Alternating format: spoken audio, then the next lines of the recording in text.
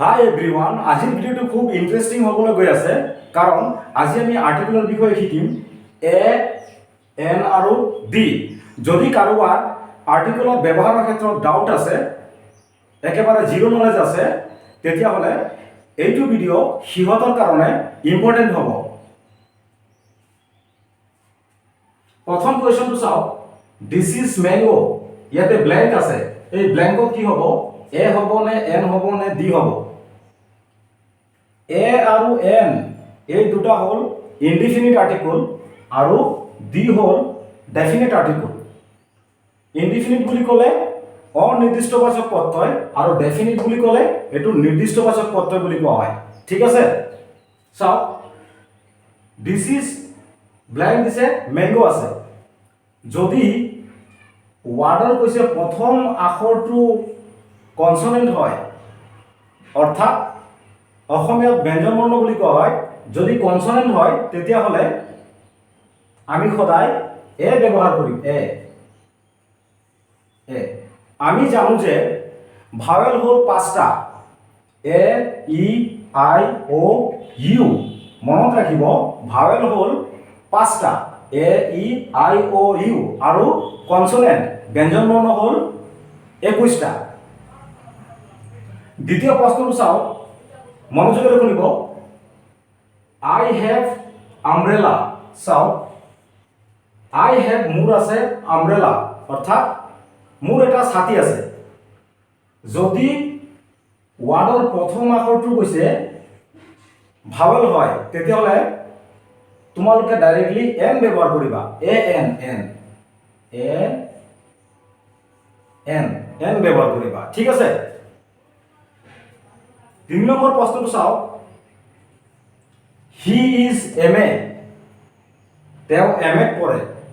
গম পাইছেনে? M A master of arts বুলি কোৱা হয়। এম এ ফুল ফৰ্মটো। যদি প্ৰথম আখৰটোৰ উচ্চাৰণ ভাৱেল চাউণ্ড হয়, গম পাইছেনে? প্ৰথম আখৰটোৰ উচ্চাৰণ যদি ভাৱেল চাউণ্ড হয়, অৰ্থাৎ এম উচ্চাৰণ কৰিবলৈ গৈ যদি এনেকুৱা ভাৱেল চাউণ্ড আহে, তেতিয়াহ'লে আমি ডাইৰেক্টলি ইয়াতে এন ব্যৱহাৰ কৰিম। মই এন ব্যৱহাৰ কৰিছোঁ কাৰণ ইয়াতে এন হ'ব। ইয়াৰ কাৰণ হ'ল এম উচ্চাৰণ কৰোঁতে প্ৰথমতে এ আহে, অৰ্থাৎ ভাৱেল আহে। আমি জানো যে ভাৱেল এ, ই, আই, অ', ইউ। তেতিয়াহ'লে এম উচ্চাৰণ কৰকচোন। চাওক, এ আহিব, এম এম, প্ৰথমে এ আহিছে, হয়নে নহয়? তেতিয়াহ'লে ইয়াতে এম ব্যৱহাৰ হ'ব। ঠিক আছে, ডি নম্বৰটো চাওক, হি ইজ ওৱান আইড মেন। তেওঁ কেৱল এটা চকুৰে দেখা পায়। গম পাইছেনে? তেওঁ কেৱল এটা চকুৰে দেখা পায়। যদি এই ৱাৰ্ডটো উচ্চাৰণ কৰোঁতে প্ৰথমতে অ উচ্চাৰণটো যদি ৱাৰ নিচিনা হয়, ৱা, তেতিয়াহ'লে আমি এ ব্যৱহাৰ কৰিম। মনত ৰাখিব, যদি এই ৱাৰ্ডটো উচ্চাৰণ কৰোঁতে প্ৰথম যিটো আখৰ আছে অ, ইয়াৰ উচ্চাৰণ যদি ৱাৰ নিচিনা হয়, তেতিয়াহ'লে আমি ইয়াত এ ব্যৱহাৰ কৰিম। মই এ ব্যৱহাৰ কৰিছোঁ কাৰণ অ' এন ই, ওৱান, ওৱান উচ্চাৰণ কৰোঁতে প্ৰথমে ৱা হয়। অ' এন ই, ওৱান, ওৱান, ৱা, ৱা। সেইকাৰণে ইয়াতে এ ব্যৱহাৰ কৰিব লাগিব। ঠিক আছে, ই নম্বৰটো চাওক, he is M L A. তেওঁ এম এল এ হয়, অৰ্থাৎ member legislative of assembly. M L এৰ ফুল ফৰ্ম হ'ল মেম্বাৰ লেজিসলেটিভ অফ এছেম্বলি। ইয়াতে কি হ'ব? এ হ'ব নে এন হ'ব?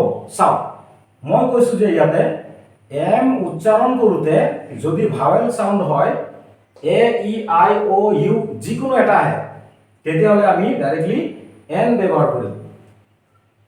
এম প্ৰথমতে এ আহে, অৰ্থাৎ ভাৱেল চাউণ্ড আহে, তেতিয়াহ'লে ডাইৰেক্টলি আমি এন ব্যৱহাৰ কৰিম। ঠিক আছে নেক্সট টেষ্টটো চাওক হি ইজ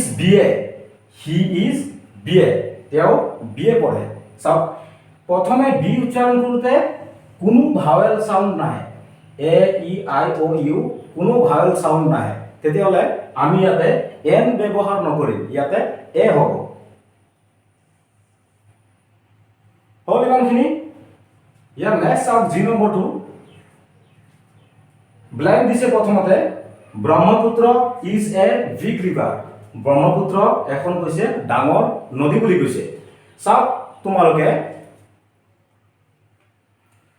যদি ব্ৰহ্মপুত্ৰ কোনো নদী কোনো সাগৰ কোনো মহাসাগৰ এইবিলাক যদি নাম থাকে তেতিয়াহ'লে প্ৰথমতে দি ব্যৱহাৰ কৰিব ঠিক আছে দি সাগৰ মহাসাগৰ নদী এইবিলাকৰ যদি নাম থাকে তেতিয়াহ'লে ইয়াৰ আগত সদায় দি ব্যৱহাৰ কৰিব নেক্সটটো চাওক ব্লেংক দিছে ৰিচ আৰ হেপী ধনী মানুহবোৰ কৈছে সদায় কৈছে যে সুখী হয় হয়নে নহয় ধনী মানুহবোৰ সদায় সুখী হয় চাওক ইয়াতে ৰিচ টু ধনী অৰ্থাৎ এইটো হ'ল এডজেক্টিভ বুলি কোৱা হয়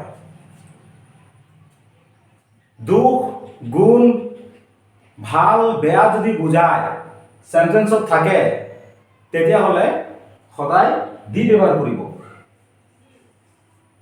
গম পাইছেনে কাৰণ ইয়াতে ৰিচ কৈছে বেড গুড ৰিচ পুৰ ধনী দুখীয়া ভাল বেয়া এইবিলাক যদি থাকে তেতিয়াহ'লে সদায় কি বহাব দি আৰ্টিকল বহাব নেক্সটটো চাওক ব্লেংক দিছে ৰামায়ণ ৱাজ কম্প'জ বাই বাল্মীকিয়ে ৰামায়ণ ৰচনা কৰিছিল হয়নে নহয় যদি কোনো ধৰ্মগ্ৰন্থৰ নাম থাকে যেনে বাইবেল কোৰাণ ৰামায়ণ মহাভাৰত এইবিলাকৰ যদি নাম থাকে তেতিয়াহ'লে আমি সদায় দি আৰ্টিকল ব্যৱহাৰ কৰিম